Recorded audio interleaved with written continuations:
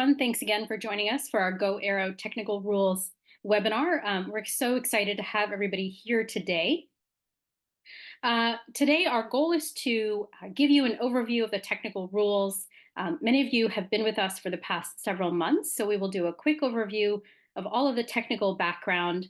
And as a reminder, you can follow along on the website at herox.com/GoAERO.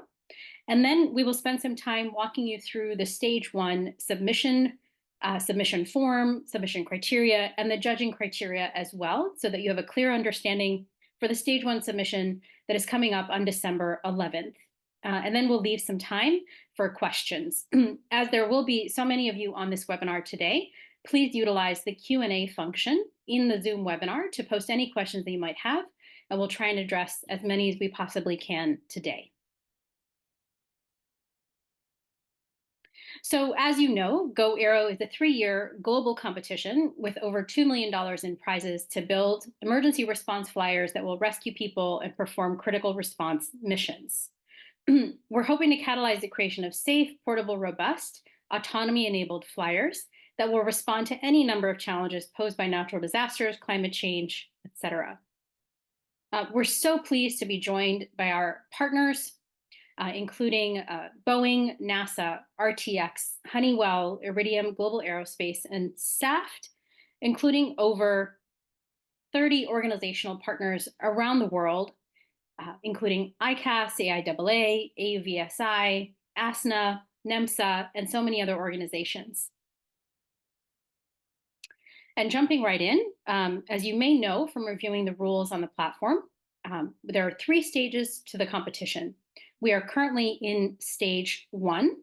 And in stage 1 of the competition, we're asking you to develop on paper only the conceptual design of the aircraft that you will eventually build and fly in the final fly-off. Stage 2 is the prototype stage, where you're developing a subscale, 35% subscale prototype or larger. And the deadline for that is in a year, in September of 2025. And then finally, the final fly-off, which will occur in Q1 of 2027 at a venue in the United States. In stage 1, there are 10 prizes of $10,000 each. In stage 2, there are 8 prizes of $40,000 each. And then finally, at the final fly-off, you have an opportunity to win in upwards of $1.7 million with the various prizes that we have available. It's important to remember that neither stage 1 or stage 2 are disqualifying rounds. So even if you don't win a prize in either stage 1 or stage 2, you can continue on to stage 3 and qualify and participate in the final fly-off. We're also quite flexible. So if you find that you're unable to participate in either stage 1 or stage 2 for any reason, you can still continue on to participate. However, we very much encourage you to participate so that you have the opportunity, 1, not only to win potentially the prizes, but also to connect with a community of experts and innovators that are part of GoAERO and have the opportunity to utilize all of the resources and mentoring that we have available for you. And finally, I'm going to pass it over to Sky Sartorius, who's going to walk us through the technical rules. We see now, hopefully, a screen. This is a shot of the HeroX website. So this is herox.com/GoAERO. And this is what you see. It might look a little bit different if you're already logged in and formed a team. But this is your source of information for participating in this competition. So I'm going to go over, I'm just going to go over three documents that you can find here. I'll show you how to find them, and I'll go over the documents. I'm mostly just going to go through them top to bottom relatively quickly, and then hopefully we'll have plenty of time for discussion and questions, because the information's out there. This is really your chance to clarify things or bring things up and get the information you need to successfully participate. So first off, from the homepage here, I'll talk about the rulebook. You can read it here. If you want a portable PDF version, I find it easiest to search just for rulebook. And you can get the PDF, and that looks like this. And in general, the competition is broken into 3 separate missions, somewhat analogous to a triathlon, except these are completely separate. You don't have to do one after the other, and they're not linked. And there's the prize for each mission. So if you do the best in that mission, then you get that $150,000 prize. And then the top prize is awarded based on the aggregate performance. This document is organized into first describing the missions, and then describing all the other kind of little bits of information you need to know. Right at the beginning, for example, this talks about the payload being a 125-pound mannequin. This links to that lower section that gives you more specifics on that payload. So let's talk first about this productivity mission. So it's about developing, it's kind of a two-parter. First, being able to show that you can deploy your system, and also then continuously ferry payload. And the ranking, in terms of how you're ranked compared to other competitors, is based on the ratio of the total amount of payload that you ferry during the mission divided by the total system weight. And those things have definitions there. Each mission description at the top describes the operation zone or zones. This is basically a term that we use to describe where you might be taking off and landing from. And in this case, it's just a hard surface trapezoid that's described here.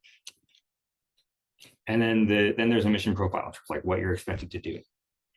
This one, like I said, it's a two-parter, so it has the deployment phase, and that is you're starting somewhere with your aircraft on a ground vehicle, and basically this is something that can drive along normal roads, so that your whole system is on this vehicle. You need to get that to the mission area, right? And so once you're there, that's when you have time to unload and set up your system. And this is timed, right? And there are, those of you who are familiar know that there are bonus points available for doing this very, very quickly. It is timed, but then you can pause this timer to say, okay, we're done, but we want to look to make sure that everything is correct. This is like without touching or doing any actions, but it's kind of for the safety inspections. And that time can also be used for setting up your ground control station separately. And then once you're done with that, you say, okay, we're done, we're ready to fly.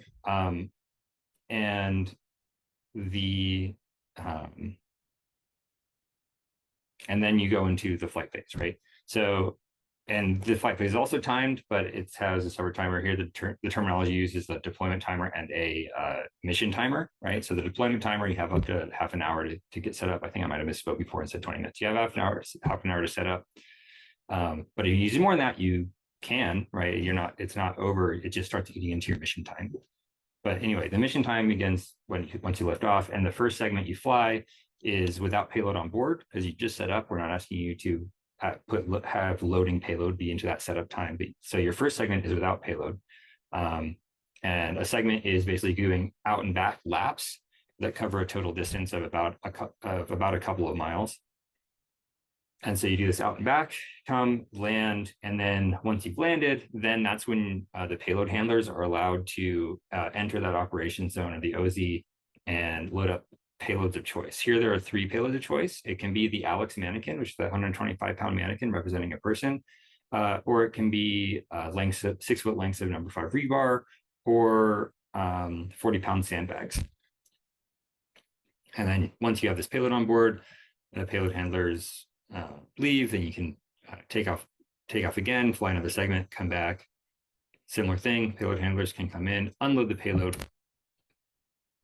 and this just repeats. And the total mission time is 90 minutes. So it's however many of those trips you can make in 90 minutes to move as much payload as you can. During the time that the aircraft is landed and payload handlers are allowed to enter the zone, they can do other things besides just loading and unloading payload. For example, refueling, or anything else that needs to be done. But like tools that are needed for refueling, or that fuel or extra batteries or whatever it may be, needs to remain at all times within that operation zone. And it also counts towards that total system weight. The payload handlers also count toward the total system weight. So the first couple of them count as 50 pounds of system weight, and then each additional one counts as another 50 pounds. And I guess one thing important to mention is that the mission, because this is a mission that takes up a lot of space,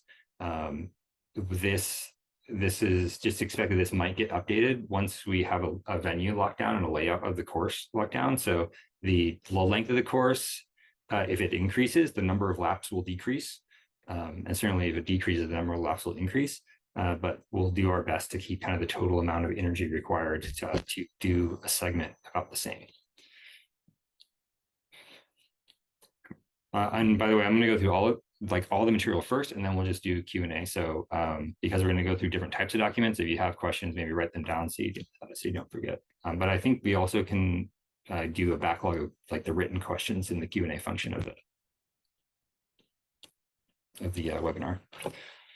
The second mission is the adversity mission, and this is just about showing that you can operate in difficult conditions. The ranking for this mission is based on who can complete it most quickly, so it's just fastest time. The operation zones here are listed, and like I said, it's just about taking off and landing in these different difficult operation zones. So the descriptions of those are important. You start and end from the base, which is just a hard surface, straightforward, nothing challenging about that. But the other ones are where, in the order that you choose, you need to go and visit them, take off. You need to overfly a marker that's might be up to 100 feet away from the OZs. The purpose of that marker is primarily to give flexibility in the layout of the course, because we might have to lay things out where a couple of them are say right next to each other. So in terms of the distance that needs to be flown between them. But we have the pit, which is a basically just it's a pit of loose dry sand, and then you need to land within a 12-foot square that's in that area. There's a hill, which is a 12-degree incline. The flood, which is a pool with knee-deep water in it and simulated moderate rainfall. And then there's the tornado, which has kind of intentionally non-uniform, difficult wind currents to deal with. The unknown is a larger area on a hard surface, but there will be obstacles in there that you won't be able to see them from the area set aside for your ground control station. And so it's about observing that area from the aircraft and being able to choose a suitable clear spot within that field of obstacles, and that field of obstacles will be randomized.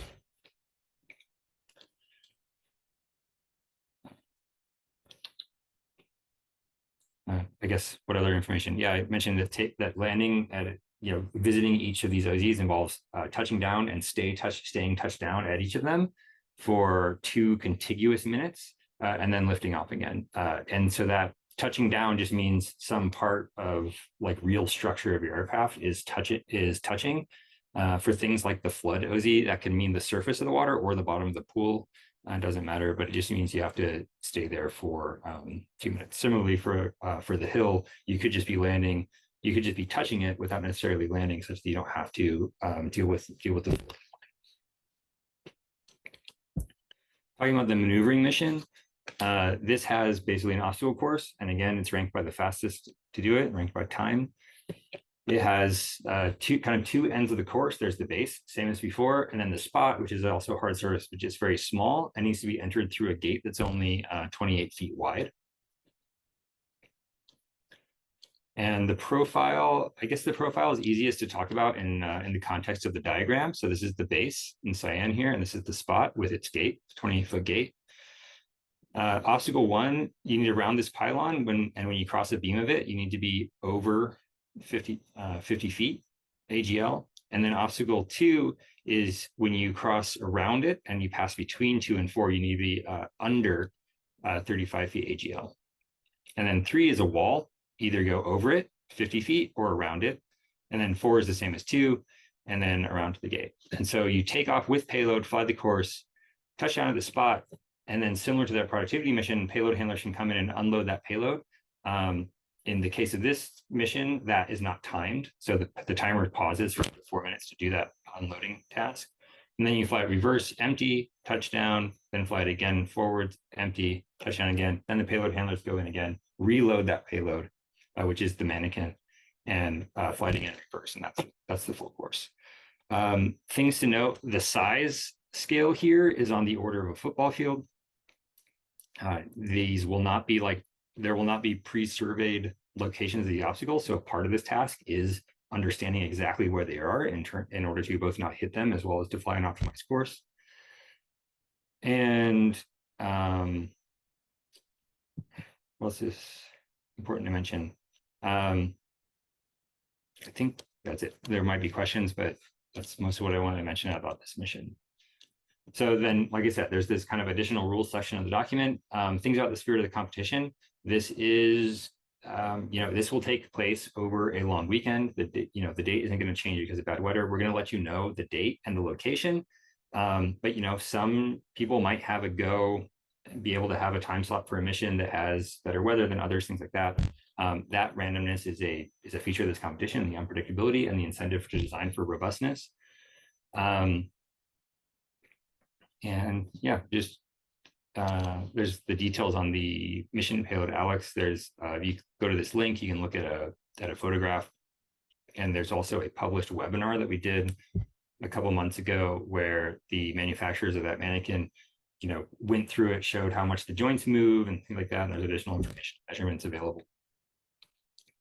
Transport and staging. I mentioned in the productivity mission that your system had to be on this ground vehicle, and that is going to be kind of measured in time for that productivity mission. In addition, your whole system needs to fit on a single vehicle, not a fleet of vehicles, to show up at the competition. And that just has kind of practical logistics purposes to that requirement. But that's where it comes in, that when you're transporting your vehicle, it's going to be on public roads in the United States, so that it needs to be legal in that sense as well. And then even though some teams may opt to, and even though like deploying from showing up from public roads is going to be a little bit different than deploying from the productivity mission, you still need to be able to deploy relatively quickly, because you're not necessarily going to be able to have access to the competition site days ahead of time to, assemble a vehicle from a lot of parts, right? So just keep that in mind. And then staging is the term. Basically, think of it as moving from like a pit area to where you need to start or end a mission. And so there are requirements in there to be able to, move your system at a reasonable pace, ideally, walking pace at least, but ideally faster. You can reuse your ground transport vehicle, or with no penalty, including like it doesn't have to necessarily be on the same vehicle that you show up with. You can bring aids like dollies and things like that for staging purposes. That's totally allowed.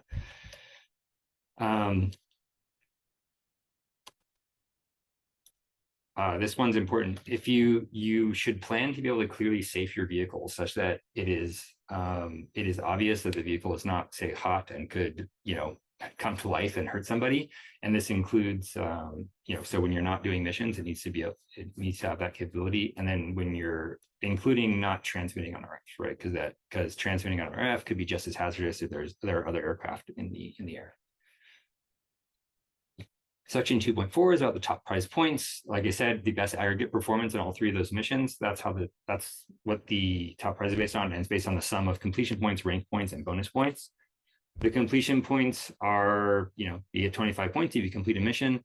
You get 10 points if you partially complete a mission. So the partial completion criteria are listed here. Productivity, that just means you didn't move as much weight. Adversity, you either didn't complete one of the OCs for one reason or another. And then maneuvering mission, you're allowed to either screw up on one obstacle and then you still get partial credit, or you can just omit the entire final flight leg. That's the reverse direction without payload. Rank points are just about if you did best in that mission, you get points first for doing best and doing second best. That ranking omits teams that aren't ineligible for the top prize. So if there's a team that only does one mission and they do it amazing and they're top ranked in that mission, they won't be in the rankings for the purposes of awarding rank points for the top prize.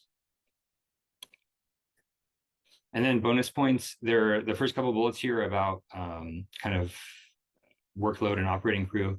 So if you're able to get it done with just one operating crew, and this is somebody who is interfacing with controls that affect the vehicle, then there are bonus points available for that. And then also workload. So if during a mission, the amount of touching of controls essentially while the aircraft is airborne, it's defined here as when whenever payload handlers may be active, like that doesn't count. So if you just have a system where all you do is press the start button, that doesn't necessarily count as a control because the aircraft is still on the ground. The mission hasn't started yet. But there are workload bonus points, and then deployment bonus points. Mentioned this before. Those are the points available for during that productivity mission, deploying really quickly. Some fine print about how ties are settled. There are penalties. So the penalties are basically if you kind of screw up a little bit, it's not a totally lost mission attempt. So what happens is you have a reduction in completion points, and you don't get ranked for that mission, but you can still accumulate the points. So if you're at an OZ and you go partially out of bounds, right? You're halfway in, halfway out in terms of like touching the ground outside of the lines. That incurs a single penalty, which is a 20% reduction in the completion points. And then double penalties are, if you make contact with something that you're not allowed to, if you can't stage your system quickly. So if you say like, hey, you need to be able to move your system from the pits to here and show up on time. And if you are unable to do that, then that incurs a penalty. If you damage payloads, that's also a penalty.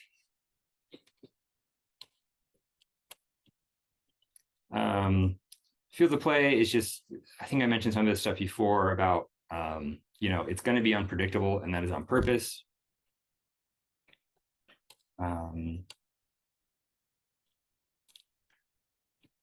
Uncrewed operations, the system can totally be designed to be operated by an onboard pilot, but for the purposes of this competition, there is no human pilot or crew or occupants allowed on board during flight. And so you have to use that mannequin, which means it has to be a remotely operated uncrewed vehicle. And that operating crew is limited to 2 people. And that excludes the payload handlers. But it does include like a visual observer. So the visual observers are legally required if you're doing things like heads down first person view operations.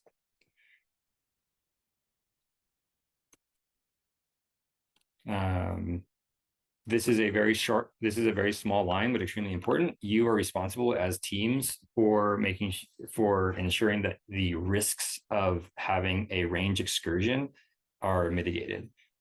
So that's, it's just one sentence there, but it represents a lot of work and a lot of engineering work and careful thought to make sure that risk is sufficiently mitigated. There's some fine print about takeoff and landing definition, and also mission order and temps. This is again about the unpredictability in terms of it's both about the unpredictability in terms of you don't know what time of day exactly you're going to be flying these missions. So keep that in mind. And then there's also one about how you need to be using essentially the same vehicle for all the missions. So that's it for the rule book. Okay, so that's what you need to design for thinking about Q1 2027.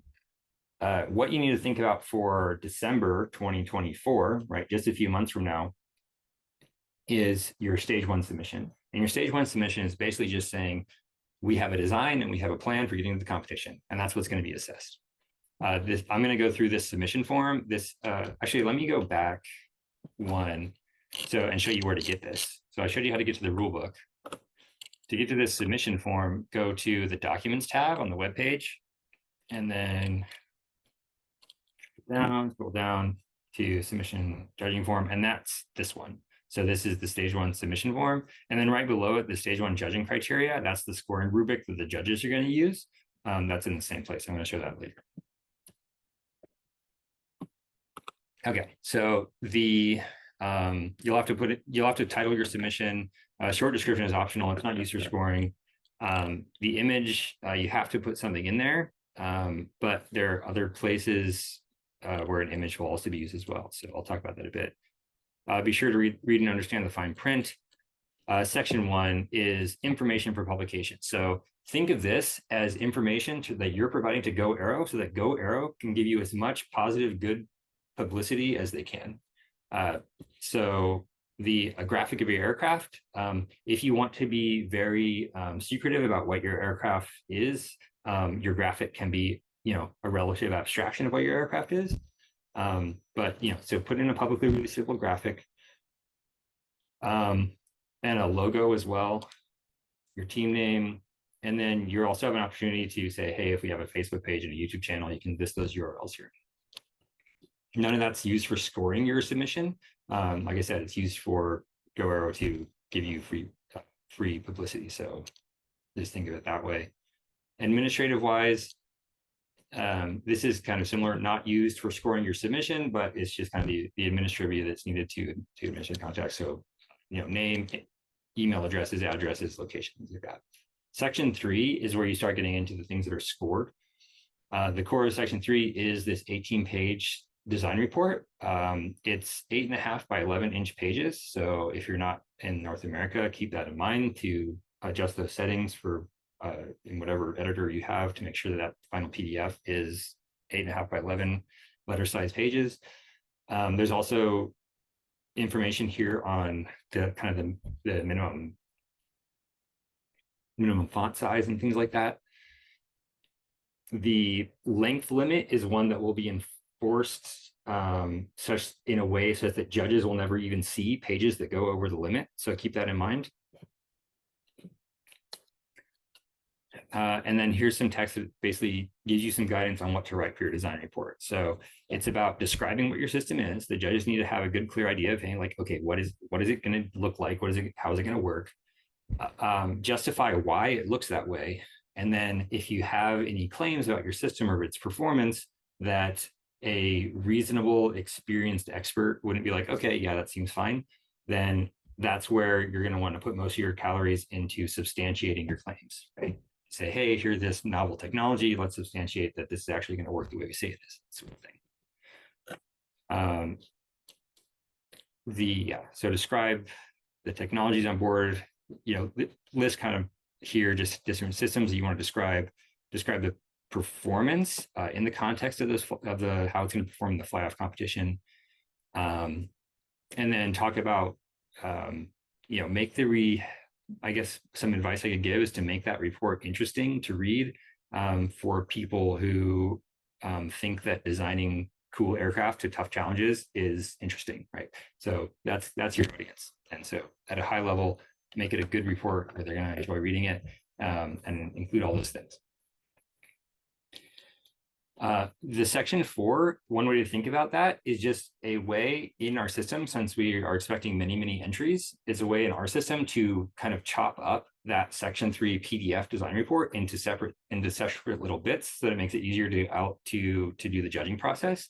So your section 4, it can have additional material. And for some of the drawings, for example, you might want to have that be additional material that doesn't take up page count in your report. But it's perfectly okay for all the section 4 things to just be here's copy pasted straight from my design report, just so that you to make it parsed out easier for judges. So there are some drawings required, right? General arrangement, an inboard profile, and a depiction of how the thing will be on its ground transport setup, weights and dimensions, which might be extracted from the drawings or elsewhere in report, a summary of your expected performance in all the missions, and talk about your staging, things like that. And then there's some other things about like summarized your control system. Summarizing your trade-offs is an interesting one. Say, what are the interesting trades and compromises that you made strategically for your design for this competition? And similarly, the competitiveness summary. I would say put good thought into this one, because this is where you get to explain why you're not just going to make a thing that works, but where you're going to make something that wins and can win a prize or the top prize. And section 5 is about your project execution. Talk about risk, schedule and resources, and funding strategy. This schedule and resources spreadsheet, pull it up. There we go. It has 4 tabs, and you just fill out these tabs and read the instructions here. You have to make a copy of this. So, file, make a copy sort of thing. So there's this tab on just kind of list out your schedule with expected cumulative expenditure, funding resources, facilities. If you already have a place lined up to do, testing of your full scale thing in 2 years, that'd be a good place to list here. And then you can, talk up the experience and the biographies of your team members as well.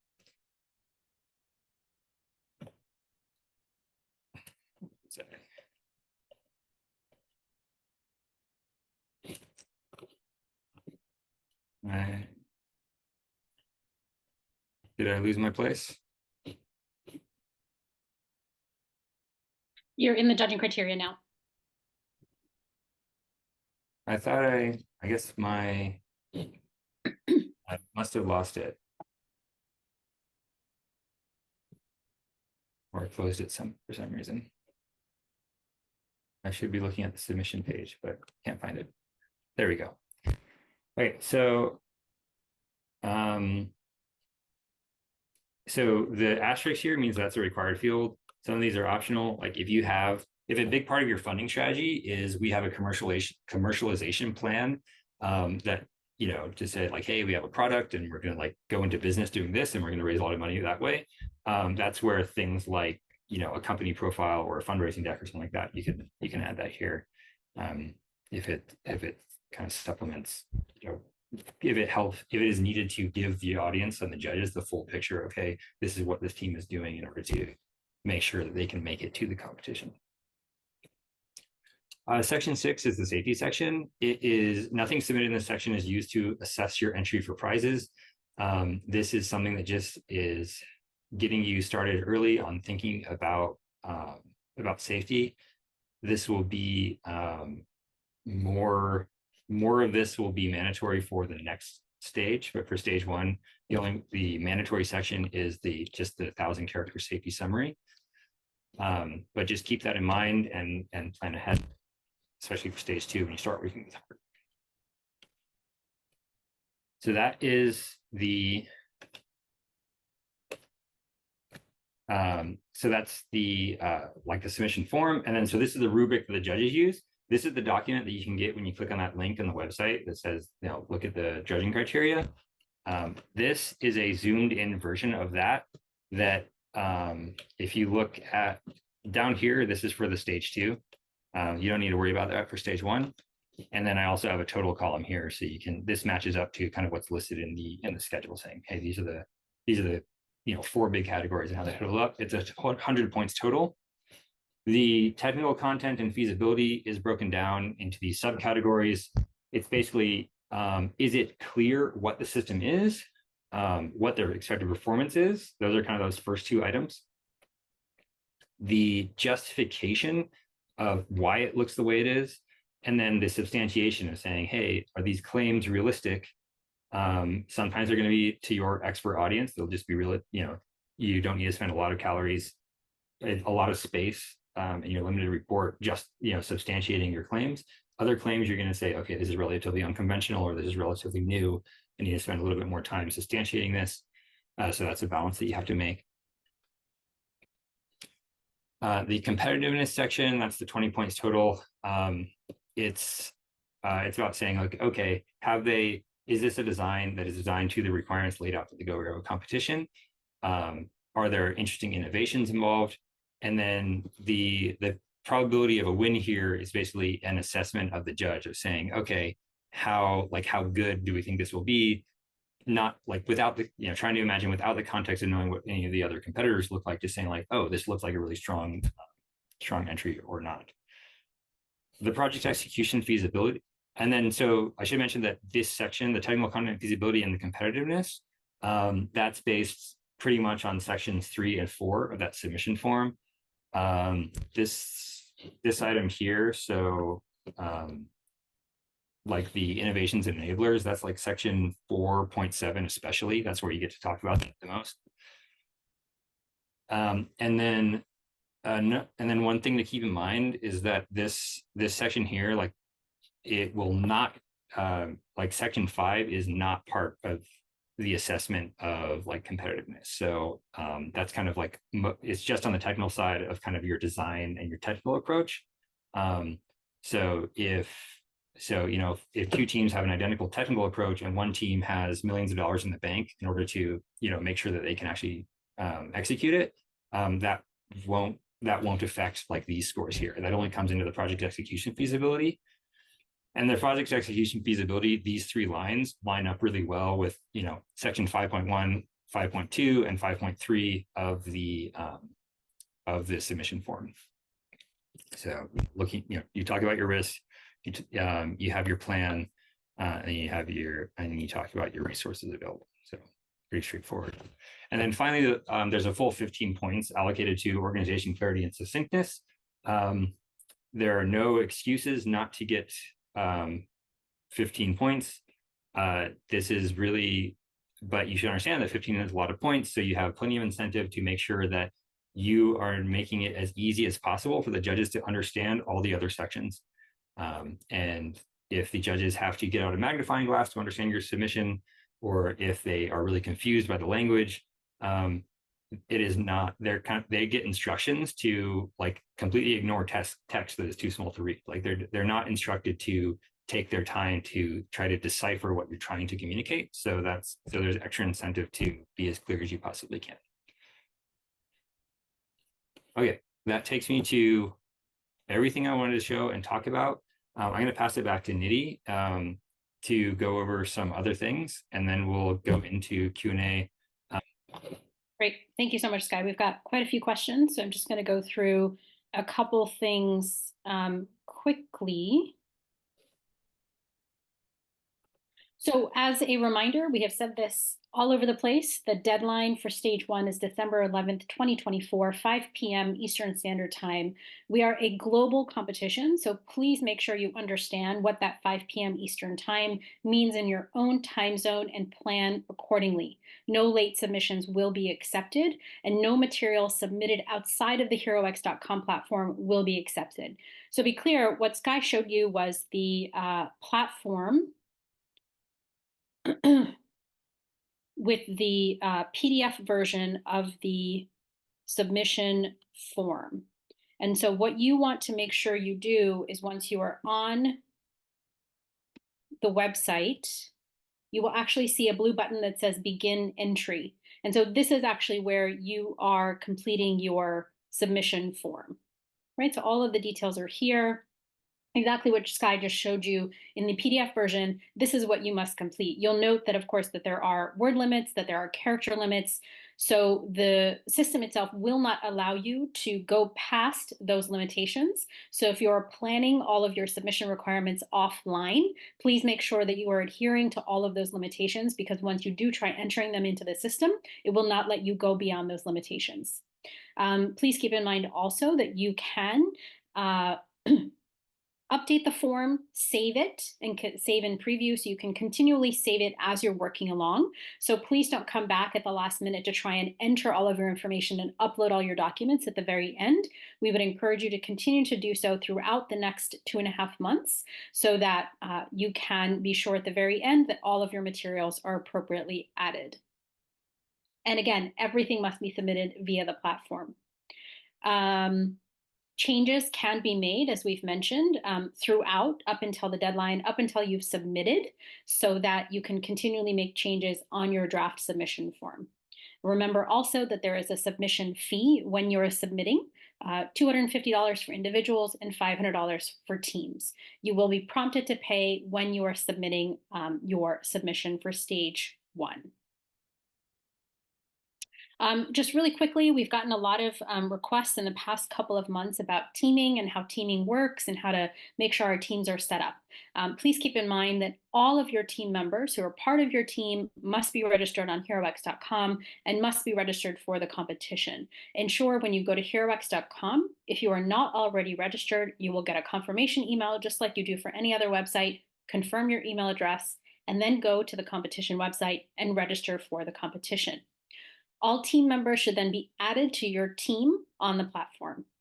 You will click on join a team, then create a team, and invite your team members via the process. I can show you very quickly here.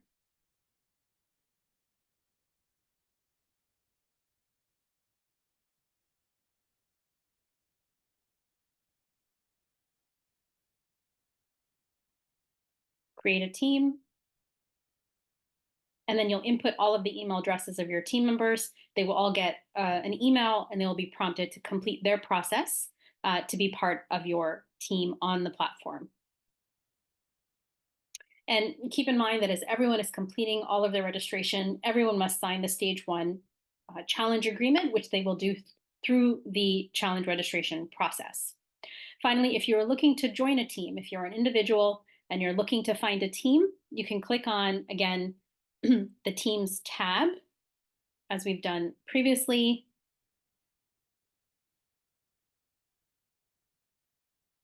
Click on Find a Team. And here you'll see potentially teams that are looking for additional team members. You click on join a team. You can send them information about yourself and your background and see if you can find a good fit for a team to join. You're also welcome to add yourself, and then you can list yourself as someone who's looking for a team and potentially seek out additional team members. We also recently announced NASA University Innovation Funding. Just quickly to understand how this works, this is funding available only for US-based university teams. There are no additional requirements beyond the completion of your Stage 1 GoAERO submission form. So there's nothing else required. You are completing your submission form as required. All you are doing at the end of the submission form, and you will see this when you're completing it in the system, is that you'll indicate that you are applying for NASA funding with a yes or no. You will state the university name and the location, and then you will upload a letter of support from faculty, effectively just acknowledging your status as students at the university. This is all that is required in addition to apply for the NASA University Innovation Funding. Finally, if you have questions, please reach out to us. Use the FAQ. We have really very diligently planned for and thought through some questions that you might be asking. So please utilize the FAQ as a very good resource. Use the forum. You'll see that many people have posed questions on the forum. Many of you have been very supportive of each other and answered questions for each other. And if you're unable to do so and you're seeking additional clarification, we certainly do step in and provide additional responses. And then finally, if you're unable to get, or if you'd like further clarification on anything, you can reach out to us at info@goaeroprize.com.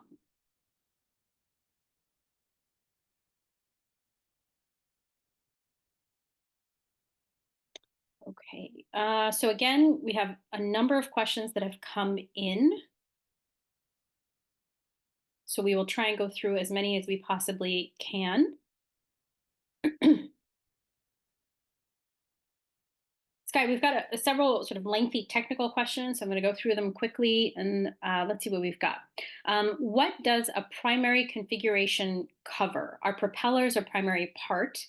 If our model is a hexcopter, but we have modules for each mission, can a module be 2 additional motors for mission 2 or some sort of instrumentation package for mission 3? What no longer counts as an accessory?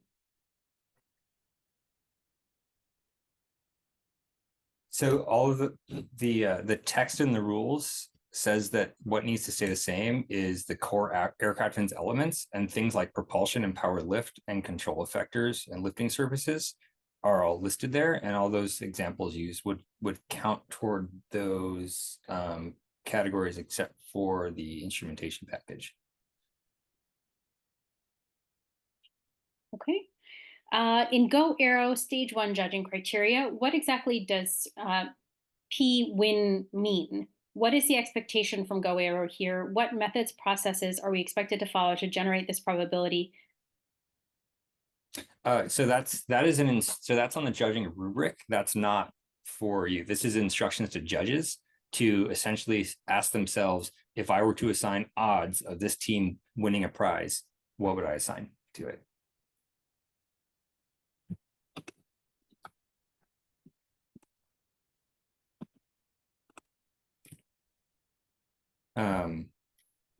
And I should mention that the instructions to judges are about assessing the chances of the submission winning a prize, not necessarily the top prize.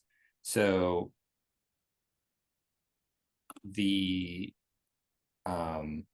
so it's being assessed in the context of just being able to win at least one prize. Okay. GoAERO Stage 1 judging criteria has a concept validation section which refers to a prototype and its grading criterion. Are we expected to have a prototype ready and tested during Stage 1 submission? No, and as I mentioned, that document that's uploaded on the website is the rubric for Stage 1 and Stage 2. So that bottom section about concept validation, that only applies to the Stage 2 submissions. That's why during the webinar, I showed kind of that zoomed in version that only had that top part. Right, and to be clear, the judging criteria does state that that particular section is for Stage 2. So please be sure to pay attention to that. Will someone be on the ground to put the mannequin on whatever apparatus we designed to carry it? That person needs to be a team member. So that is part of your team.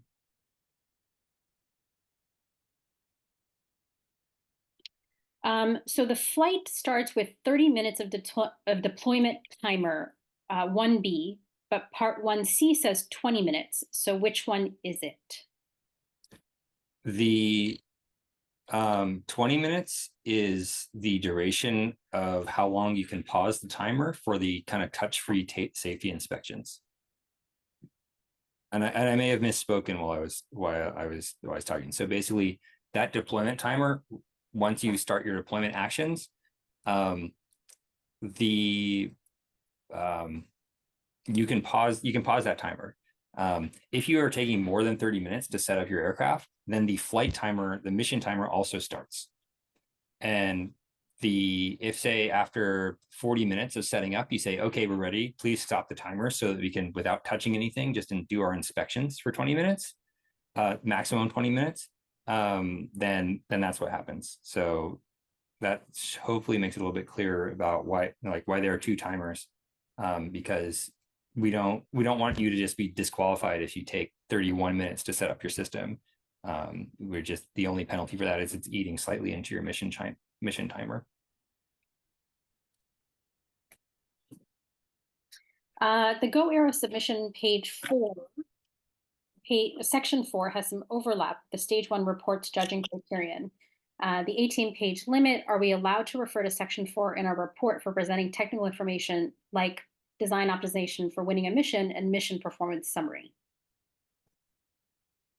So the key thing there is that the header for the section 4 is your technical report of section 3 really should stand alone. So think of it as the person reading through that PDF needs to not have to click on hyperlinks or see things like refer to this other document that you have to go search for. It really should be a standalone thing. Let's see, let me make sure that fully answers the question. Was there also part of the question about going back to the section 4 items can be excerpts from that, but they don't have to, they can be very short and just address only the thing that's being asked. So they don't, I guess another way to put that is the items in section 4 do not have the requirements of all the context that a similar or same piece of content in the design report would want to have. How far are the different OZs for the adversity and maneuverability missions? So the maneuverability mission dimensions are defined in the rulebook. And so that is in section 1.3. If you look at the kind of the bullet list at the bottom of the mission profile, it talks about the obstacles and how they're placed within a certain width and spaced over a certain distance. And that's intentionally not precise because we're intentionally making sure that course is not well defined ahead of time, because perceiving the exact location of those obstacles is part of the challenge. For the adversity mission, those different OZs are placed and you will not know the exact placement ahead of time, and it will depend on the venue. And like I said, there's that marker that's going to be such that, if all the OZs were right next to each other, you would still have to go and overfly that marker that might be 100 feet away from all of them in between, such that, or it might be that they're all kind of arranged in a circle. It could be any one of those things or any sort of distribution.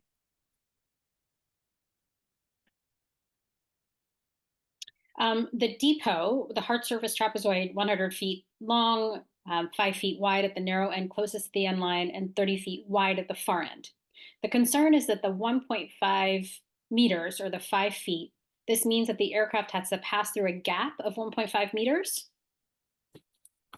So let me screen share here. So the OZs in general are defined as basically just the dimensions on the ground. So this is kind of the depiction of it. And this is kind of an isometric view. So this is just kind of the 2D dimensions on the ground. Think of it as the sidelines of, a sports field, and, that determines what's inbounds and out of bounds. So there's no kind of vertical posts or anything. This represents so in terms of, if you want to use that narrow end, that just represents where the vehicle touches the ground. That doesn't affect the total width of the vehicle.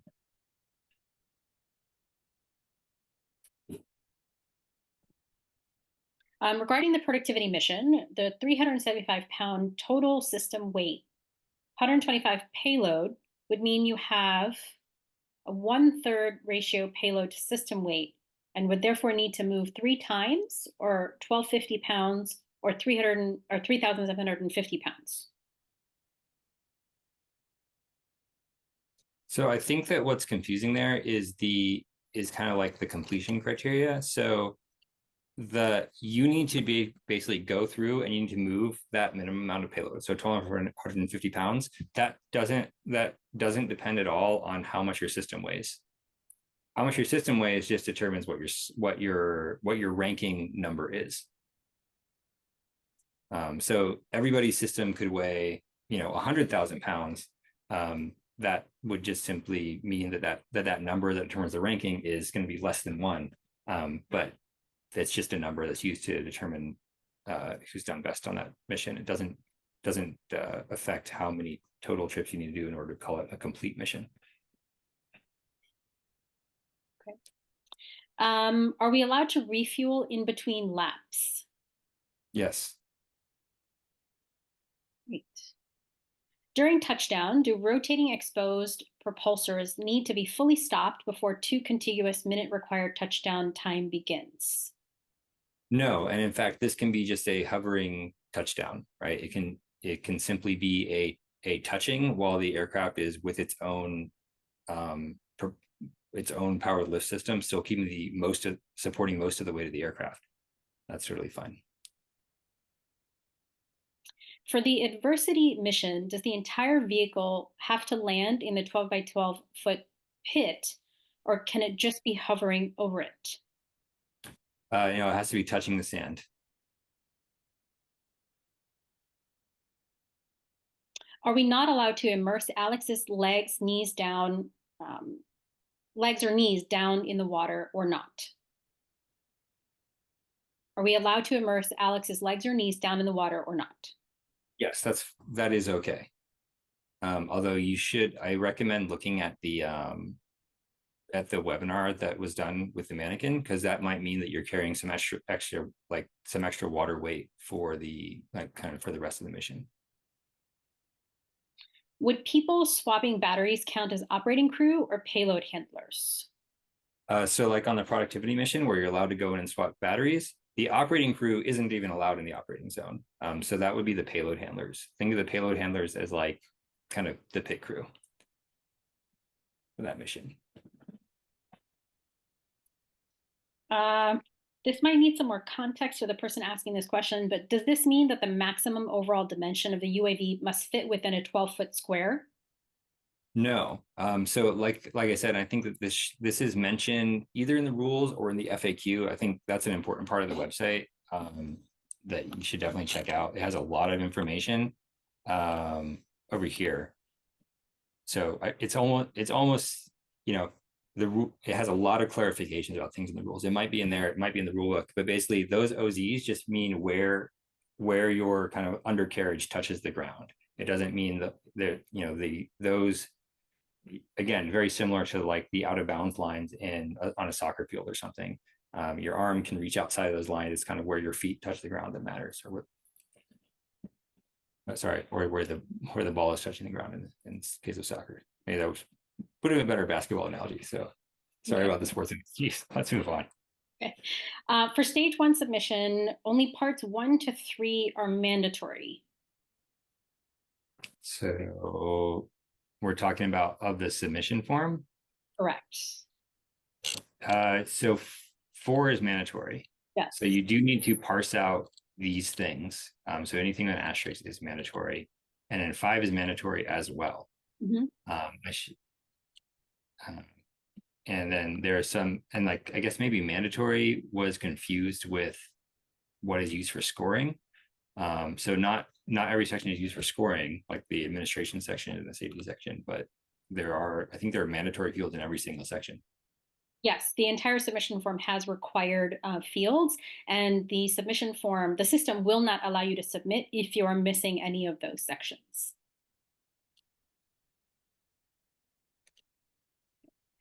Which does GoAERO prefer, individual or team entry? We have no preference. It is entirely up to you how you would like to participate in GoAERO. We are just asking you for to submit and to participate with your best possible aircraft that you can. So if you choose to do that as an individual, you are welcome to do so. And if you choose to do so as a team, you're also welcome to do so. I believe there's some other questions also about team size. Your team size is entirely up to you. It can be composed of any number of people that you wish. Just be sure that your entire team is registered for the competition and all subsequent documents and such that are required on behalf of the team are completed.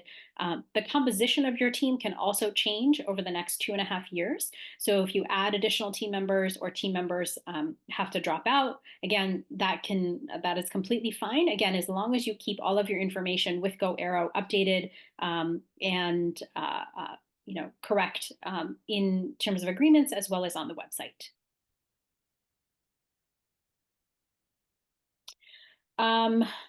If we are a round one winner, will GoAERO be able to assist with any of the following: connecting with potential teammates, BVLOS test site resources, airworthiness certificate resources? So I'll respond here a little bit, and then Sky, if you'd like to add. So even if you are not a round one winner, and if you're a round one winner, we will be providing FAA support. We have partners at the FAA, and we've been working with them for the past year and a half, who will be supporting the teams through the entire process as it comes to that. When it comes to connecting with potential teammates, we've provided the website as we've gone through in the presentation.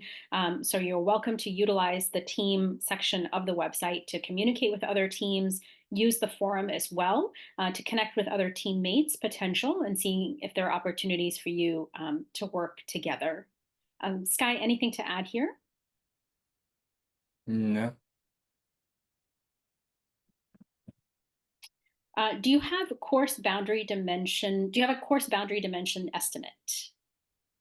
So I think when this question is asking about course boundaries, this is kind of saying like this is kind of the mission area where you're expected to maneuver, but here are the boundaries where like, hey, do not cross this line or else you're like fully disqualified for the competition because this is kind of your zone for operating. And now we don't have that. But don't worry, it will be clear once we have a venue and for the competition where you are and are not allowed to operate the vehicle. And we are kind of cognizant of kind of how much space is needed to turn an aircraft, traveling at a certain speed and things like that. So we have that in mind when we're thinking about laying out the courses and how much space is really needed with enough margin to other things that are around, whether that be people or obstacles or other courses and things like that. Can the visual observer move around the course to optimize line of sight, or do they have to stay in the OZ? If so, can they be elevated and use visual aids like binoculars? So I think that there are a couple elements to this question. So first off, I want to clarify that the operating crew will not be in the OZ. So the OZs are for the aircraft, and in some cases the payload handlers. But the operating crew, which would be persons who are able to kind of manipulate controls that will change what the vehicle does, they'll be in a set aside zone that is for the ground control station, and that, I guess, part of that confusion is because that is not depicted on any kind of the diagrams that are in the rulebook. So that's the first clarification. When that location is set, it is going to be dependent on the specific layout and the venue, but it is going to be a location where like you will have line of sight to the vehicle during all phases of running the mission. So that requirement we set. I know that in some cases, So that should cover like the visual observer requirements for purposes of requiring kind of line of sight connection at all times. And the um, the the elevated thing is, and visual aids, I'll have to get back to you on that, but in general, keep in mind that the spirit of the rules in some cases requires that you not have any sort of if like the elevated position or the visual aids are things like surveying equipment that let you from that ground control area precisely locate the locations of obstacles. That's not going to be allowed because that's really against the spirit of the rules.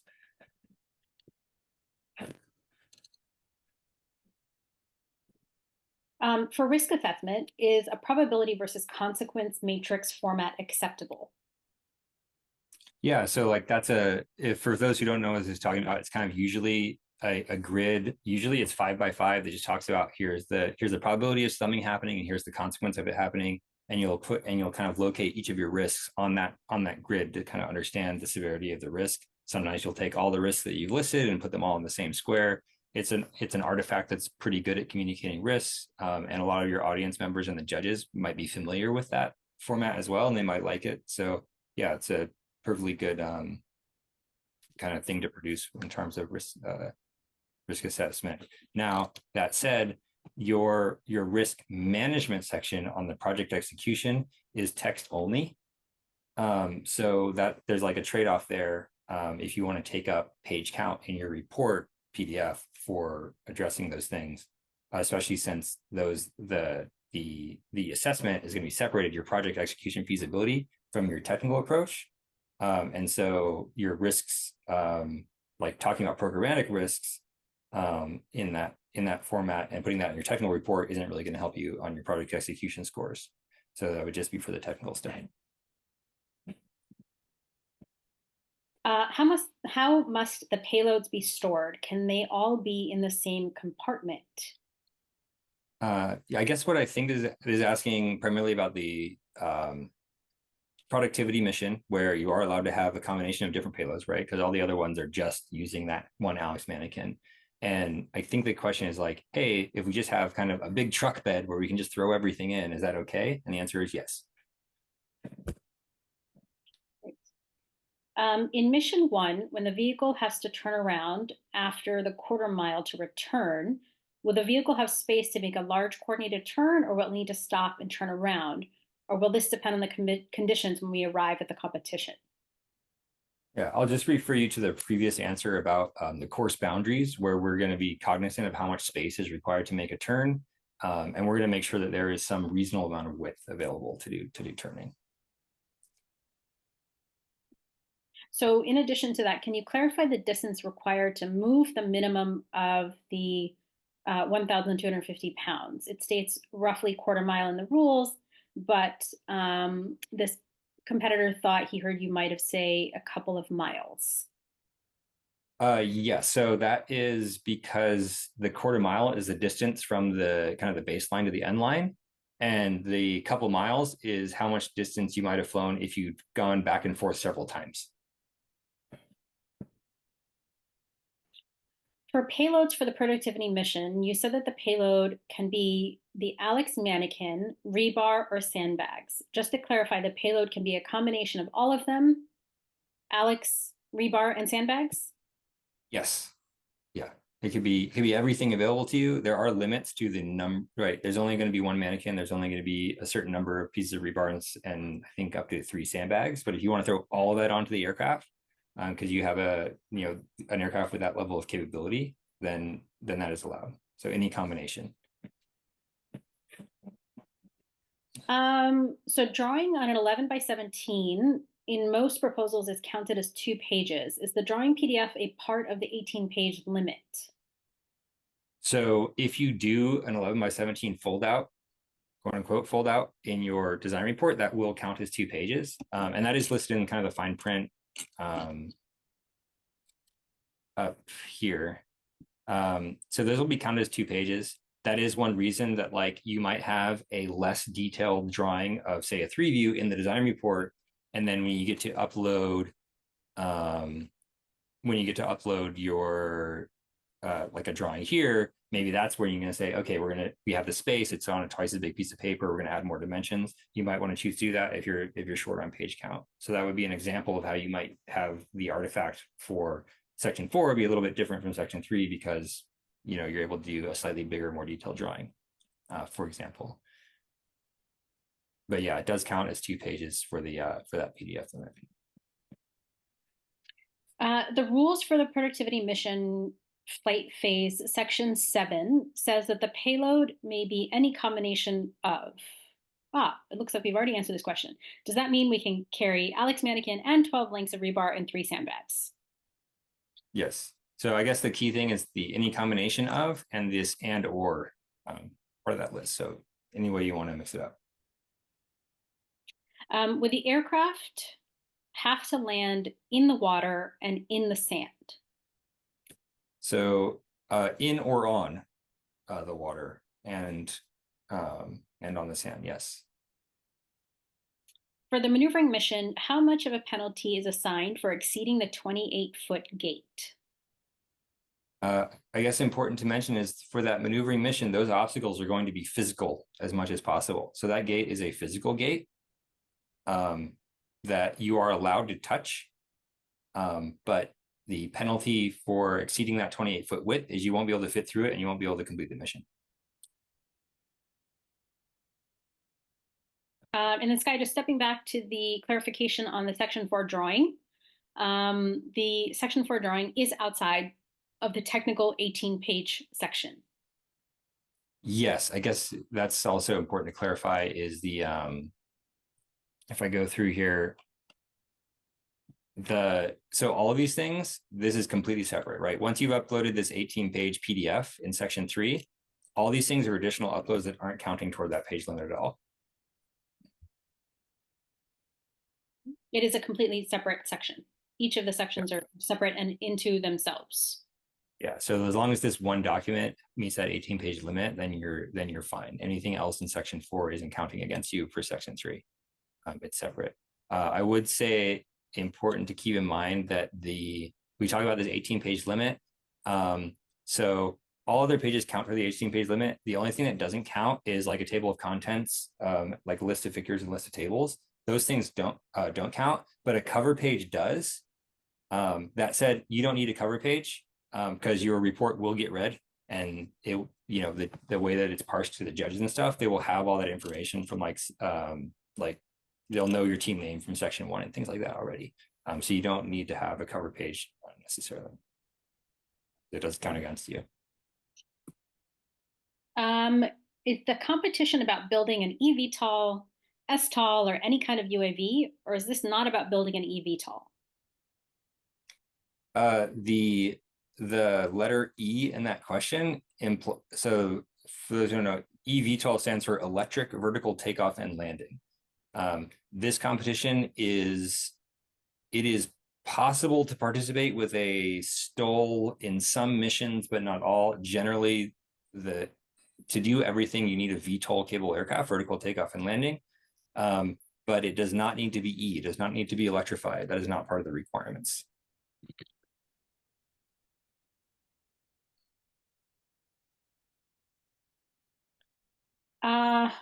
Do we have any venues in mind yet? Particularly, what density altitudes are envisioned? So we recognize that knowing exactly when and where this will be affects how you design your aircraft. However, things that are like venues that are particularly, keep in mind, this will be contiguous United States, North America, and it will also be like Q1, so wintertime. So we're cognizant of wanting to have reasonable weather for running an event with lots of people, as well as definitely aware of like high altitude. So candidate sites that are very high altitude are not being considered because we're not trying to make this particularly hard for everybody. Like I said, we know that this affects how you're going to design and size your system. So we know that getting you that information about where the venue will be as sooner rather than later is helpful to you. So we know, and we'll do our best to get that as soon as we can to you. So that is all of the questions we have so far, and we have come to our time as well, it looks like. Thank you all so much for joining us. Keep in mind, as we've said repeatedly, the deadline is December 11th, 5 p.m. Eastern Standard Time. If for those of you who are not registered yet on the platform and you are looking to join the competition, please join immediately, herox.com/GoAERO. Registration is free and quick. And it's very important that you do register so that you can get updates from us about changes in deadlines, about resources we make available to you, about expert lectures that are coming up, and additional documents that might be helpful for you as you are working on your stage 1 submission. So we encourage you to make sure that you're registered on the platform. Make sure that you have all your team members also added if you are working as a team, and complete your team combination as well on the platform. Feel free to reach out to us if you have any questions. Utilize the FAQ as we've mentioned. Utilize the forum also as a resource. Sky, anything else to add? Nothing to add. Just put together the strongest. I know that like for a lot of teams, some teams might be for example, university based, starting out late. I want to encourage people to submit, even if they feel like some parts of their submission aren't going to be like fully fleshed out or figured out, right? So if you have don't think that you don't have a chance in stage 1 of winning one of the prizes just because you say, oh, we haven't completely figured out like what all our facilities are going to be for like building and flying the aircraft, right? That's kind of expected at this stage. So I don't want anybody to feel discouraged if they feel like they can't they can't put in a super strong response in every single section of the submission form. Like for this stage of the competition, that's normal. So again, the overall message here is just there's every reason to submit for the stage 1. Yeah, just expanding on that, we've gotten a lot of questions about, can my concept change over the course of the next 2 years before we come to the final fly off, or as we're building our aircraft? Absolutely. Your specs can change. Your concepts can change as long as you continue to explain that in your submission in the next round and the following round. We fully anticipate that you'll learn and grow and develop as you are building out your aircrafts. So thank you so much again. The recording will be made available on the website in the next few days. So please use it as a resource and continue to reach out to us if you have any questions. Thank you so much.